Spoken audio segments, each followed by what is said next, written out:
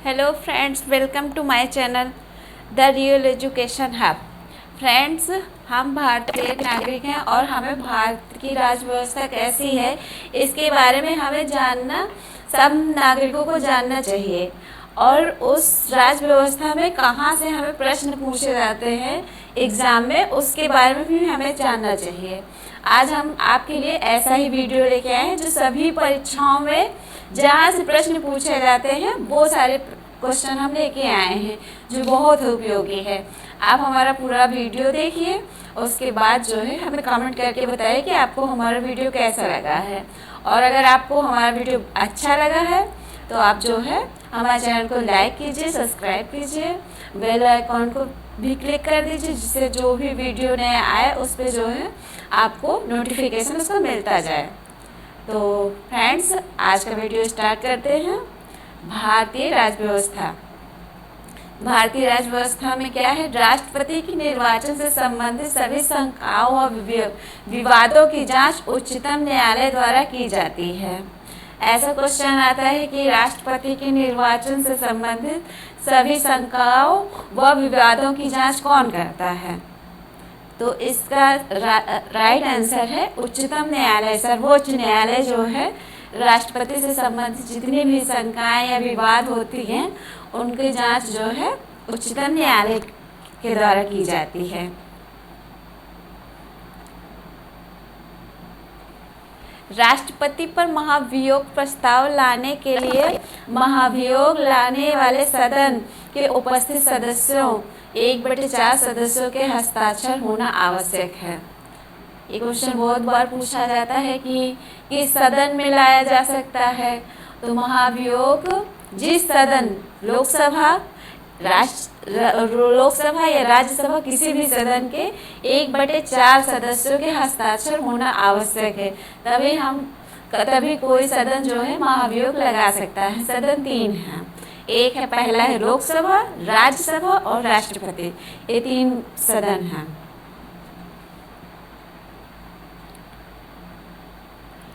राष्ट्रपति पर महाभियोग लाने के लिए 14 दिन पूर्व लिखित सूचना देना आवश्यक है।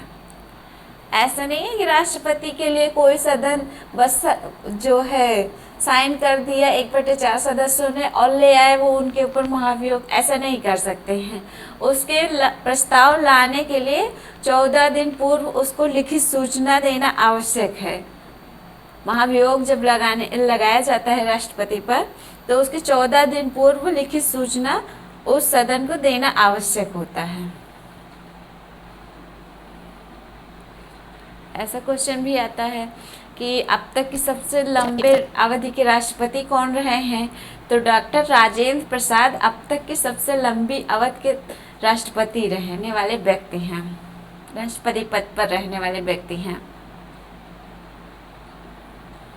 संविधान के अनुच्छेद 1, 2, 3 द्वारा राष्ट्रपति को अध्यादेश जारी करने की शक्ति प्रदान की गई है।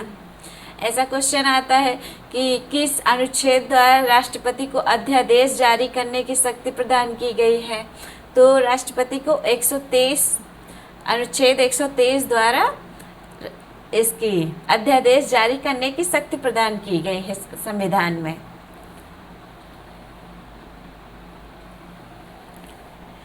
भारत का राष्ट्रपति किसी ऐसे प्रश्न पर जिसमें विधि और तथ्य के प्रश्न अंतर्गत हो तो सर्वोच्च न्यायालय से परामर्श प्राप्त कर सकता है।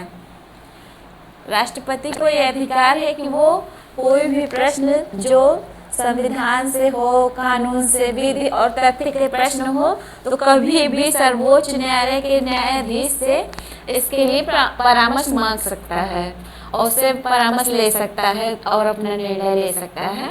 तो उसको ये अधिकार है कि किसी भी प्रश्न पर, चाहे जो प्रश्न हो, तो उस पे जो है परामर्श सर्वोच्च न्यायालय से ले सकता है।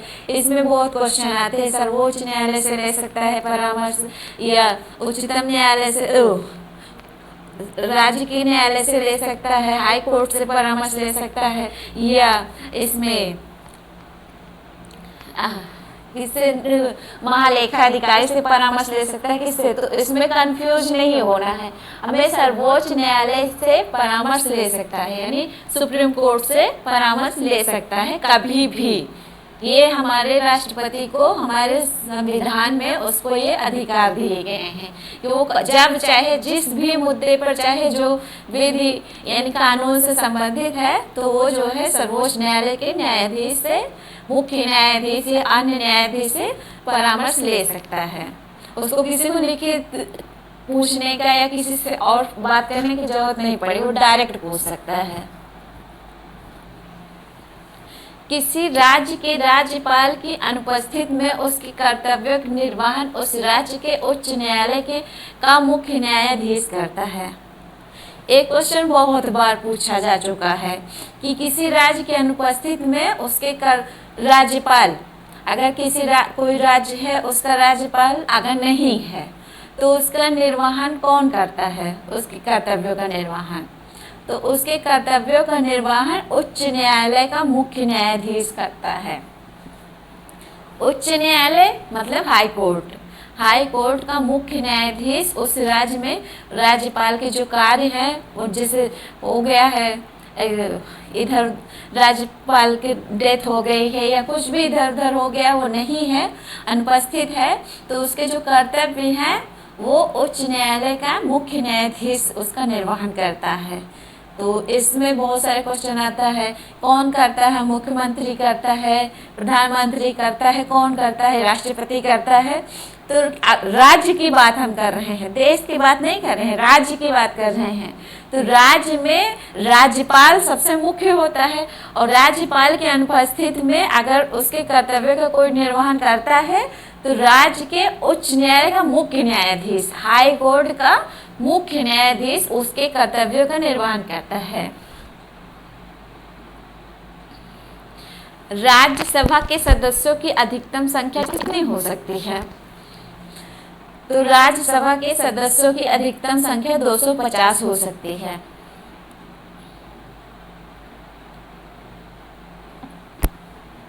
राज्यपाल को उसके पद एवं गोपनीयता की शपथ उस राज्य उच्च न्यायालय का मुख्य न्यायाधीश दिलाता है। जैसे किसी राज्य का राज्यपाल है तो उसको पद और गोपनीयता की शपथ जो है उस राज्य का मुख्य उच्च न्यायालय का, हाई कोर्ट का मुख्य न्यायाधीश उसको पद और गोपनीयता की शपथ दिलाता है। ये भी क्लियर कर लीजिए कि अक्सर पूछते हैं राज्यपाल को पद और गोपनीयता की शपथ कौन दिलाता है, तो पद और गोपनीयता की शपथ दिलाने का अधिकार उस राज्य का मुख्य न्यायाधीश का है और उसकी नियुक्ति राष्ट्रपति करता है। लोकसभा की अधिकतम सदस्य संख्या 552 हो सकती है। 552 से अधिक लोकसभा की सदस्य संख्या नहीं हो सकती है। यह हमारे विधि द्वारा निर्धारित की गई है। लोकसभा के निर्वाचन क्षेत्रों में अनुसूचित जाति तथा जनजाति के प्रतिनिधियों के लिए सुरक्षित निर्वाचन क्षेत्रों की संख्या कितनी है? तो ये क्वेश्चन भी कई बार पेपर में पूछा गया है। लोकसभा के निर्वाचन क्षेत्रों में अनुसूचित जाति जनजाति के प्रतिनिधियों के लिए सुरक्षित निर्वाचन क्षेत्रों की संख्या 119 है। 119 संख्या निर्धारित की गई है संविधान द्वारा अनुसूचित जातियों तथा अनुसूचित जनजातियों के प्रतिनिधियों के लिए। लोकसभा की सदस्यता के लिए उम्मीदवार की आयु कम से कम 25 वर्ष होनी चाहिए। लोकसभा यानी प्रधानमंत्री लोकसभा का नेता ही तो होता है, तो प्रधानमंत्री, ऐसे भी क्वेश्चन है, प्रधानमंत्री पद के लिए जो सदस्य है उसकी उम्र कितनी होनी चाहिए, आयु कितने वर्ष होनी चाहिए, तो उससे 25 वर्ष से अधिक जो भी लोकसभा के सदस्य हैं उनके उम्मीदवार की जो आयु है कम से कम 25 वर्ष होनी चाहिए, 25 वर्ष से ऊपर ही होनी चाहिए। 25 वर्ष से अगर नीचे है तो जो है उम्मीदवार नहीं बन सकते हैं लोकसभा सदस्यता के लिए। ऐसा भी क्वेश्चन आता है कि राज्यसभा कब भंग होती है?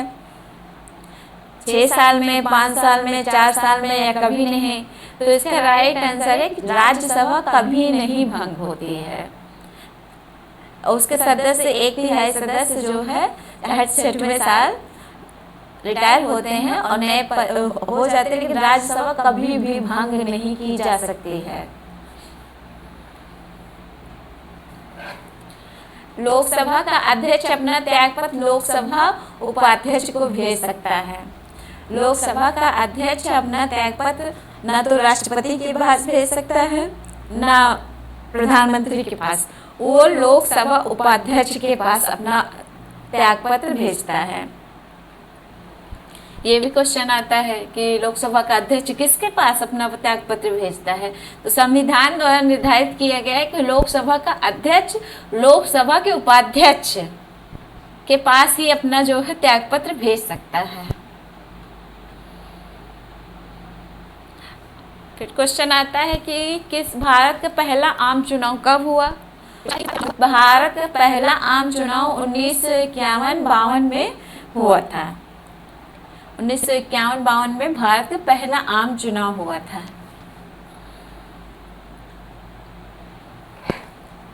लोक लेखा समिति का कार्य है विनियोग लेखा व उस पर महालेखा परीक्षक की रिपोर्ट की जांच करना। ये लोक लेखा समिति का कार्य है। विनियोग लेखा व उस पर महालेखा परीक्षक की रिपोर्ट का जांच करना, ये कार्य है। अक्सर न्यूज में हम लोग सुनते हैं शून्यकाल। शून्यकाल क्या है, शून्यकाल में ये चर्चा हुई, इस विषय पर चर्चा हुई। तो शून्यकाल प्रथा संसदीय प्रणाली को भारत की देन है। शून्यकाल जो होता है संसद में, ये भारत की, ये प्रणाली विदेश की नहीं है, ये भारत की है शून्यकाल।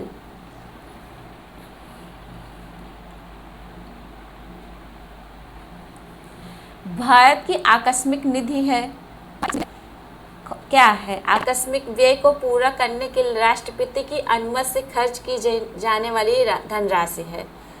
संविधान में कहा गया है कि भारत की आकस्मिक निधि वह निधि है आकस्मिक व्यय को पूरा करने के लिए। जैसे कुछ भी हो गया, जैसे अभी कोरोना हुआ था, उस टाइम पे कितनी आकस्मिक निधि की आवश्यकता हो, तो या कहीं बाढ़ आ गई है, कोई भी उत्तराखंड में जो हुआ था आपदा आई थी, इस तरह से कहीं भी कुछ भी आपदा आई है, तो उसके लिए आकस्मिक व्यय को पूरा करने के लिए राष्ट्रपति की अनुमति से की जाने वाली धनराशि है, खर्च की जाने वाली धनराशि है। तो ये भारत की आकस्मिक निधि है। ऐसे नहीं, प्रधानमंत्री ऐसे नहीं खर्च कर सकता है इस पे। संविधान के अनुसार, संविधान के अनुसार उसको राष्ट्रपति से अनुमति लेनी पड़ेगी। अगर राष्ट्रपति को लगेगा कि हाँ ये ज़रूरी है, ये खर्च की जानी चाहिए, तो वो धनराशि खर्च की जाएगी।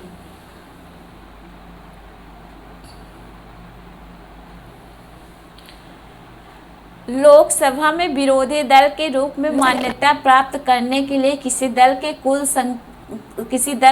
संख्या का 1/10 भाग सांसदों का होना आवश्यक है। लोकसभा में विरोधी दल, एक सत्ता पक्ष होता है, एक विपक्ष होता है। तो विरोधी दल जितना आवश्यक सत्ता पक्ष है लोकतंत्र में, उतना ही आवश्यक लोकतंत्र में विरोधी दल भी है। तो कानून, हमारे संविधान में बताया गया है कि लोकसभा में विरोधी दल के रूप में मान्यता प्राप्त करने के लिए किसी दल की कुल संख्या का 1/10 भाग सांसदों का होना आवश्यक है। जब किसी दल का 1/10 भाग सांसद उसमें लोकसभा में रहेंगे, तब जो है वो दल विरोधी दल कहलाएगा।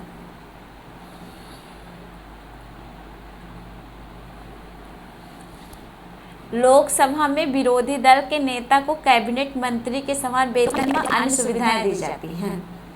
विरोधी दल का नेता जो होता है उसको कैबिनेट मंत्री के समान जो है समान वेतन व अन्य सुविधाएं दी जाती हैं। ये क्वेश्चन भी आता है कि विरोधी दल के नेता को किसके समान वेतन व अन्य सुविधाएं दी जाती हैं।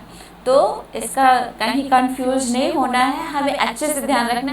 कैबिनेट मंत्री के समान, केंद्रीय मंत्री, केंद्रीय कैबिनेट मंत्री के समान उसको अन्य सुविधाएं दी जाती है, संविधान के अनुसार है।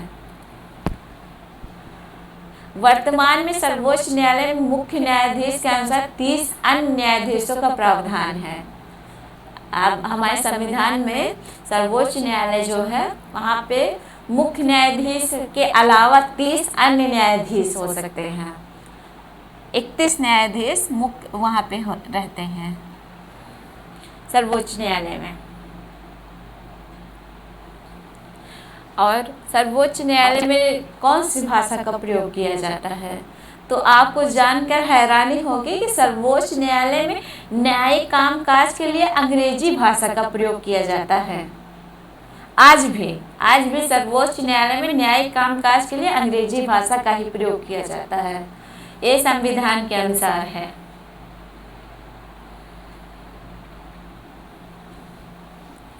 राज्यपाल सोने के पिंजरे में निवास करने वाली चिड़िया के समान है। ये कथन सरोजिनी नायडू का है। ये अच्छे से याद रखिएगा, ये भी पूछा जाता है कि राज्यपाल सोने की चिड़िया के अनुसार है। ये किसने कहा है? तो ये जो है सरोजिनी नायडू ने कहा है, जो खुद राज्यपाल रह चुकी हैं। भारत में 7 राज्यों में द्विसदनात्मक विधानमंडल हैं। भारत के जितने राज्य हैं उनमें से 7 राज्यों में द्विसदन है, विधानसभा और विधान परिषद। ये द्विसदनात्मक विधानमंडल हैं। विधानसभा और विधान परिषद 2 सदन हैं 7 राज्यों में। बाकी राज्यों में 1 सदन ही है, विधानसभा ही है।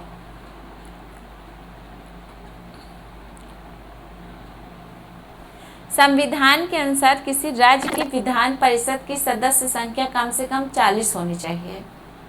संविधान के अनुसार अगर राज्य के विधान परिषद की सदस्य संख्या 40 से कम नहीं है तो वहाँ पे 1 ही सदन होगा, और विधान परिषद की सदस्य संख्या कम से कम 40 होनी ही चाहिए, 40 से कम नहीं होनी चाहिए। पिछड़े वर्गों की पहचान करने हेतु सर्वप्रथम काका साहेब कालेकर की अध्यक्षता में आयोग का गठन किया गया। ये भी प्रश्न बहुत बार पूछा जा चुका है कि काका साहेब कालेकर की अध्यक्षता में आयोग का गठन किया गया है। कौन सा आयोग का गठन किया गया? तो ये है पिछड़े वर्गों की पहचान करने हेतु सर्वप्रथम पिछड़े वर्गों की पहचान करने हेतु सर्वप्रथम काका साहेब कालेकर की अध्यक्षता में आयोग का गठन किया गया है। ये पॉइंट कितने महत्वपूर्ण हैं आप लोग पढ़ेंगे, आप लोग पेपर दे चुके हैं तो आपको पता होगा कि ये पॉइंट कितने महत्वपूर्ण चीज़ें हैं। क्वेश्चन यहीं से बनते हैं। बलवंत राय मेहता की सिफारिशों के आधार पर सर्वप्रथम राजस्थान राज्य में पंचायती राज व्यवस्था का प्रारंभ किया गया है। पंचायती राज व्यवस्था नाम तो सुना ही होगा, जो पंचायत के चुनाव होते हैं। तो इसका सर्वप्रथम जो है प्रारंभ भारत में कहाँ किया गया है? इस तरह के क्वेश्चन बहुत बार पूछे जाते हैं। तो इस तरह के क्वेश्चन का राइट आंसर है राजस्थान राज्य में। सर्वप्रथम राजस्थान राज्य में इसका प्रारंभ किया गया था। और इसको किस कमेटी ने सिफारिश की थी? तो इसको बलवंत राय मेहता की कमेटी ने सिफारिश की थी। बलवंत राय मेहता की सिफारिशों के आधार पर सर्वप्रथम राजस्थान राज्य में पंचायती राज व्यवस्था का प्रारंभ किया गया। इसमें से 4-5 क्वेश्चन बन सकते हैं कि किसके सिफारिश के आधार पर किया गया? तो बलवंत राय मेहता कमेटी की सिफारिश के आधार पर किया गया। सर्वप्रथम किस राज्य में हुआ पंचायती चुनाव? तो जो है राजस्थान राज्य में हुआ।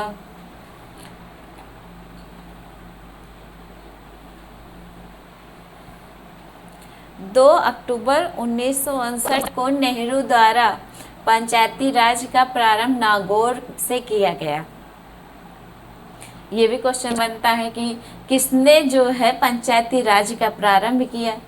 तो नेहरू ने किया था। पंडित जवाहरलाल नेहरू ने इसका प्रारंभ किया। और किस सन में प्रारंभ किया? 1959 में प्रारंभ किया, 2 अक्टूबर 1900। और कहाँ से प्रारंभ किया था पंचायती राज का प्रारंभ? तो इसका प्रारंभ नागौर से किया गया है। तो इससे भी 3-4 क्वेश्चन बन सकते हैं। मतदाता दिवस कब मनाया जाता है? मतदाता दिवस 25 जनवरी को मनाया जाता है भारत में।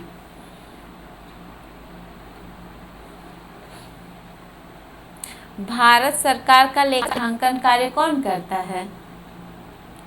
तो भारत सरकार का लेखांकन कार्य महालेखाकार करता है। जो भी लेखांकन कार्य होता है भारत सरकार का, गवर्नमेंट का, इंडियन गवर्नमेंट का, वो सारा महालेखाकार करता है। ये चीज़ें भी याद रखने वाले हैं, क्वेश्चन यहीं से बन के आते हैं।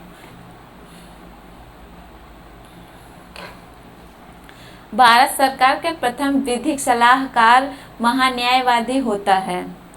महान्यायवादी शब्द तो आपने सुना ही होगा। तो ये महान्यायवादी जो है भारत सरकार का विधिक सलाहकार, जो कानूनी सलाह जो भी भारत सरकार को लेनी होती है वो महान्यायवादी से लेता है। उसका एक सलाहकार नियुक्त ही रहता है जिसका नाम महान्यायवादी होता है। तो भारत सरकार का प्रथम विधिक सलाहकार महान्यायवादी होता है। ये भी क्वेश्चन आता है कि कौन है विधिक सलाहकार, कौन होता है? सर्वोच्च न्यायालय का न्यायाधीश, उच्च न्यायालय का न्यायाधीश या महान्यायवादी कौन होता है? तो कहीं कंफ्यूज नहीं होना है, हमें अच्छे से ध्यान रखना है। भारत सरकार का विधिक शब्द आ गया तो महान्यायवादी ही इसका सलाहकार है। कैबिनेट मिशन योजना 1946 भारत में संविधान सभा के निर्माण का आधार था। कैबिनेट मिशन योजना 1946 जो है, हम लोगों ने भारत का आज़ादी वाला जो चैप्टर पढ़ा है उसमें बहुत बार लिखा हुआ है। कैबिनेट मिशन योजना के लिए, कैबिनेट मिशन योजना के आधार पर बाद में ही संविधान का निर्माण आधार था, उसी से संविधान का निर्माण शुरू हुआ है। तो ये 1946 में भारत में संविधान सभा के निर्माण का आधार था कैबिनेट मिशन योजना। ऐसा भी क्वेश्चन आता है भारत में संविधान सभा के निर्माण का आधार क्या था? तो भारत का संविधान या कुछ भी आ सकता है, तो कहीं कंफ्यूज नहीं होना है। हमारा इसका है राइट आंसर है कैबिनेट मिशन योजना। कैबिनेट मिशन योजना जो है भारत संविधान के निर्माण का आधार था। प्रस्तावना में भारत शब्द का उल्लेख कितनी बार हुआ है? जो हमारे संविधान की प्रस्तावना है हम भारत के नागरिकों वाली, उसमें भारत शब्द का उल्लेख 2 बार हुआ है। और प्रस्तावना को ही जो है आत्मा कहा है हमारे संविधान की, उसी में सारी चीजें हैं। संविधान में भारत को राज्यों का संघ कहा गया है। संविधान में भारत को क्या कहा गया है, ऐसा क्वेश्चन आता है। तो संविधान में भारत को राज्यों का संघ कहा गया है। राज्यों का संघ मतलब सारे अलग अलग राज्य हैं और उनको मिला के एक संघ बनाया गया है और उसको जो है भारत नाम दिया गया है। जैसे राजस्थान है, बिहार है, पंजाब है, उत्तर प्रदेश है, महाराष्ट्र है, सब मिला के सब अलग अलग राज्य हैं, लेकिन उनको एकजुट होके जो संघ बना है वो कहलाता है, उनका जो क्षेत्रफल है सारा पूरे भारत का, वो संघ जो है भारत कहलाता है। मुस्लिम हेतु पृथक निर्वाचन प्रणाली लागू की गई थी मार्ले-मेंटो सुधार द्वारा।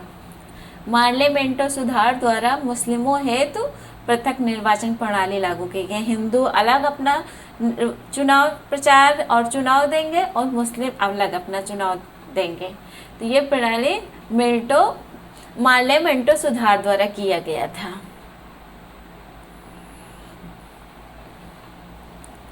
अब तक के एकमात्र निर्विरोध राष्ट्रपति चुने गए हैं, उनका नाम है नीलम संजीव रेड्डी। नीलम संजीव रेड्डी देश के एकमात्र निर्विरोध राष्ट्रपति चुने गए हैं। नीलम संजीव रेड्डी ऐसे थे कि उनके खिलाफ कोई भी नहीं खड़ा हुआ था राष्ट्रपति पद के लिए, तो वो निर्विरोधी ही चुन लिए गए थे।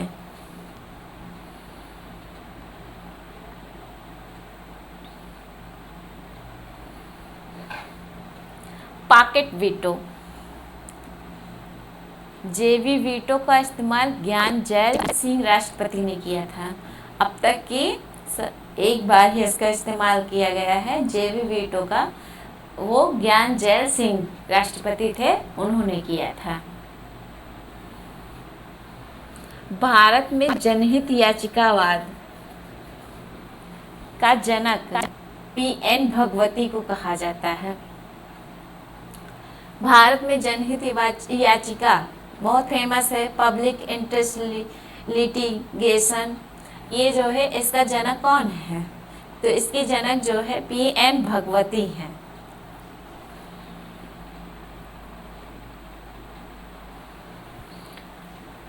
भारत की 22 भाषाओं का उल्लेख 8वीं अनुसूची में मिलता है। ये क्वेश्चन बहुत बार पूछा गया है कि किस अनुसूची में भाषाओं का उल्लेख है। तो 8वीं अनुसूची में भाषाओं का उल्लेख है। और भारत में संविधान में कितनी भाषाएं जो हैं? तो भारत के मूल संविधान में 22 भाषाओं का उल्लेख किया गया है और 8वीं अनुसूची में। 92वें संविधान संशोधन द्वारा कौन कौन सी भाषाएं जोड़ी गई हैं भारतीय संविधान में?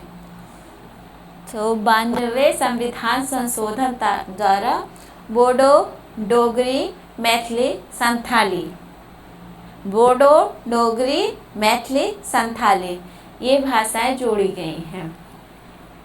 4 भाषाएं जोड़ी गई हैं।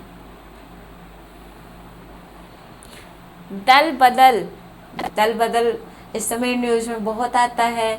आज उस दल में शामिल हो गए, कल उस दल में शामिल हो गए।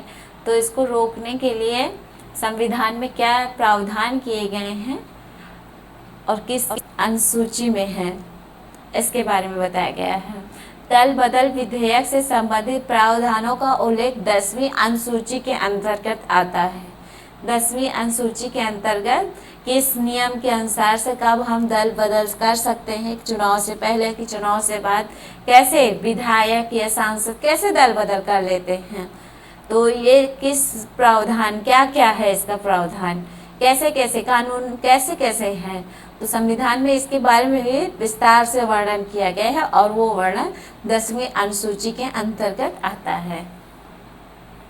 समझ में आ रहा होगा आपको। न्यायिक समीक्षा की अवधारणा कहाँ से ली गई है? तो न्यायिक समीक्षा की अवधारणा अमेरिका से ली गई है।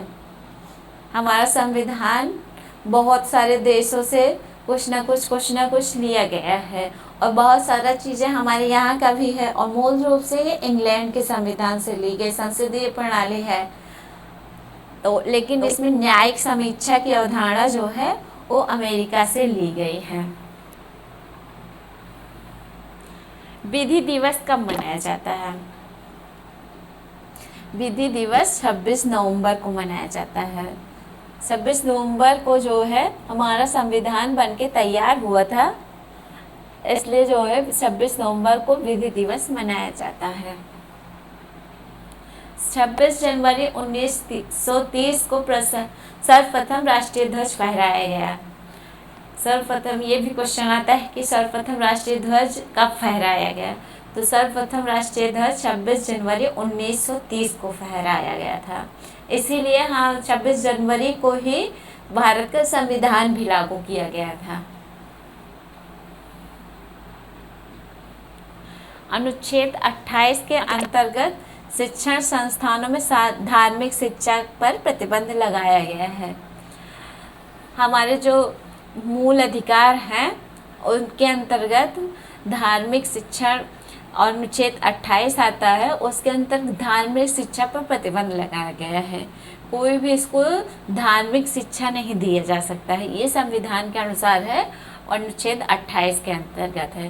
धार्मिक शिक्षा, किसी एक धर्म की शिक्षा नहीं दी जा सकती है स्कूलों में। धार्मिक शिक्षा पर प्रतिबंध लगाया गया है।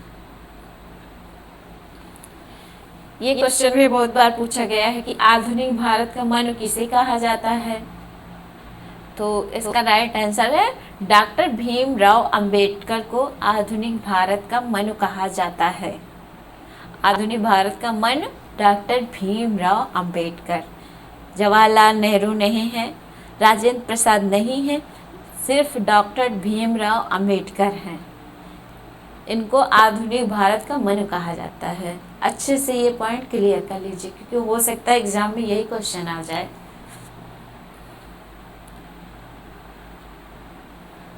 राष्ट्रपति दोनों सदनों की संयुक्त बैठक बुला सकता है। दोनों सदनों की संयुक्त बैठक कौन बुला सकता है? उपराष्ट्रपति, लोकसभा अध्यक्ष, राज्यसभा अध्यक्ष, या फिर सर्वोच्च न्यायालय का न्यायाधीश, या फिर राष्ट्रपति। तो राइट आंसर है राष्ट्रपति। राष्ट्रपति के पास ही यह अधिकार है कि वो दोनों सदनों की संयुक्त बैठक बुला सकता है। अगर किसी उस पे मतभेद है, संविधान संशोधन पर या किसी भी मुद्दे पे मतभेद है, तो राष्ट्रपति उसको जो है संयुक्त बैठक बुलाकर उस मतभेद को सुलझा सकता है।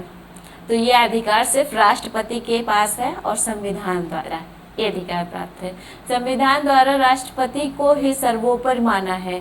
भारत का जो संविधान है उसमें राष्ट्रपति ही है, लेकिन रियल में ऐसा है कि उसमें जो है वो है प्रधानमंत्री उसका मुख्य है। राष्ट्रपति वही करता है जो प्रधानमंत्री उससे कहता है, लेकिन संविधान में राष्ट्रपति ही मुख्य है।